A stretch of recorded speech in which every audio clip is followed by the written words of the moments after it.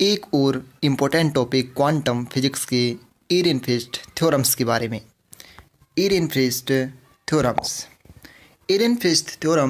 tells us the time dependency of expectation value of quantum mechanical operator।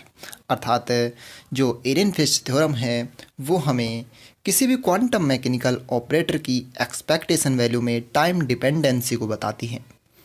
अर्थात या फिर those equation are describing the motion of particle in quantum mechanics are called Ehrenfest equations. अर्थात जो equations या जो theorems quantum mechanics में किसी भी पार्टिकल की मोशन को डिस्क्राइब कर सकती हैं, उन इक्वेशंस को हम एरेनफेस्ट थ्योरम्स और एरेनफेस्ट इक्वेशन कहते हैं। यहाँ पर हमारे पास ये 4 इक्वेशंस हैं जिन्हें हम एरेनफेस्ट थ्योरम कहते हैं। इन सभी इक्वेशंस को हम क्लासिकल मैकेनिक्स के फंडामेंटल लॉ के बेसिस पर इनको हम प्रूव कर सकते हैं। तो ये हमारे पास इक्वेशन है, ये एरेनफेस्ट इक्वेशन है। चलिए इनका प्रूफ देखते हैं हम। तो इनको प्रूव करने के लिए सबसे पहले हम कोई भी आर्बिट्ररी ऑपरेटर लेते हैं, कोई भी आर्बिट्ररी ऑपरेटर ए लेते हैं और इस ऑपरेटर ए की एक्सपेक्टेशन वैल्यू को हम किसी भी आर्बिट्ररी स्टेट साई के लिए इस प्रकार से लिख सकते हैं। तो इस फॉर्मूले से हमने क्वांटम मैकेनिकल ऑपरेटर की एक्सपेक्टेशन वैल्यू को लिख दिया। उसके बाद में यहाँ पर हम देखते हैं कि जो हमारा साई जो फंक्शन है वो एक नॉर्मलाइज्ड वेव फंक्शन है, इसलिए एट नॉर्मलाइजेशन कंडीशन पर हम साई की वैल्यू 1 ले सकते हैं। उसके बाद में हमारे पास एक्सपेक्टेशन वैल्यू ए की कुछ इस प्रकार से आती है, a equal to psi a sign.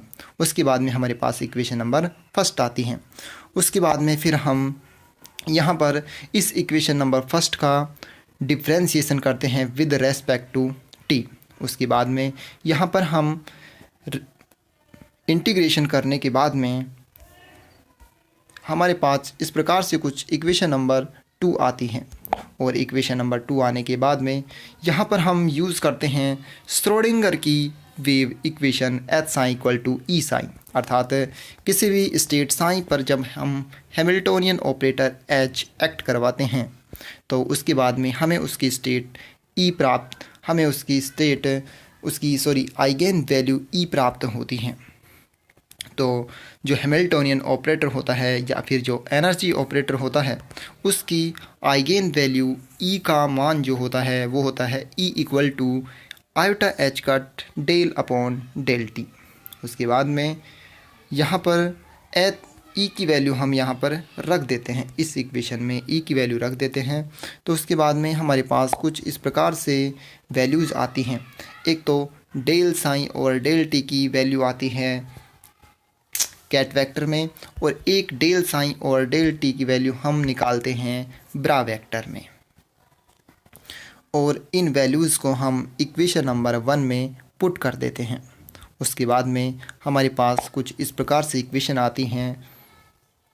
फिर हमारे पास जो ऑपरेटर ए हैं उस ऑपरेटर ए की जो टाइम डिपेंडेंस वैल्यू है d upon d t A equal to, इस प्रकार से हमारे पास ये इक्वेशन प्राप्त होती हैं और इस इक्वेशन को हम सोल्व करते हैं तो हमारे पास इस प्रकार से इक्वेशन प्राप्त होती हैं।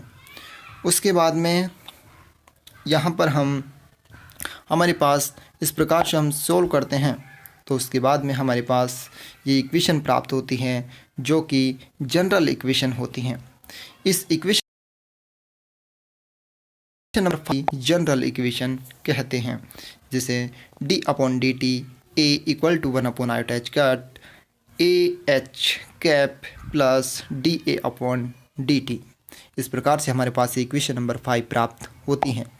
ये जो इक्वेशन नंबर 5 है this is known as general form of Ehrenfest theorem. चलिए अब यहाँ पर हम देखते हैं कि जो ऑपरेटर ए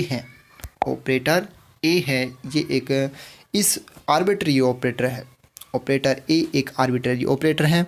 इस ऑपरेटर के स्थान पर हम कोई सा भी operator as an example position operator और मोमेंटम ऑपरेटर ले सकते हैं। तो चलिए हम देखते हैं।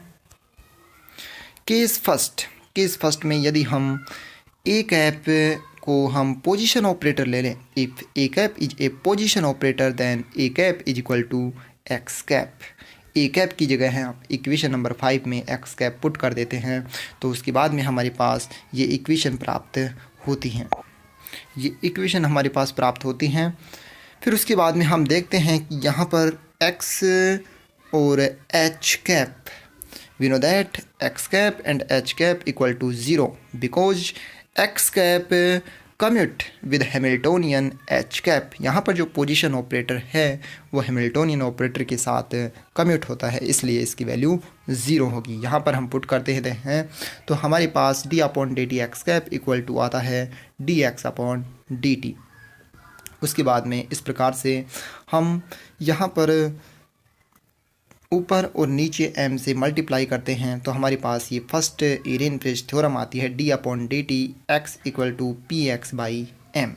ये हमारे पास पोजीशन ऑपरेटर के लिए एरेनफेस्ट थ्योरम प्राप्त होती हैं। उसके बाद में हम यदि ऑपरेटर ए के स्थान पर हम मोमेंटम ऑपरेटर लेते हैं पी एक्स कैप,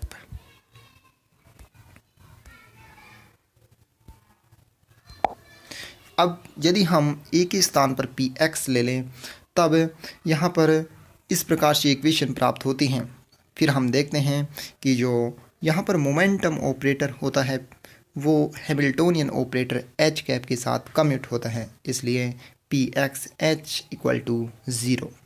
देन हमारे पास इस प्रकार से इक्वेशन प्राप्त होती हैं d upon d t p x equal to d p x upon d T.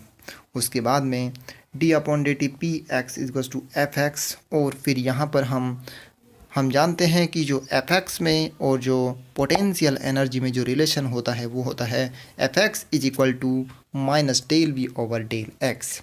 ये वैल्यू हम यहाँ पर पुट कर देते हैं, तो हमारे पास जो दूसरी एरेनफेस्ट थ्योरम आती है वो आती है d upon d t V x is equal to minus 1 by m del V by del x. इस प्रकार से हम इन एरेनफेस्ट थ्योरम को प्रूव कर सकते हैं।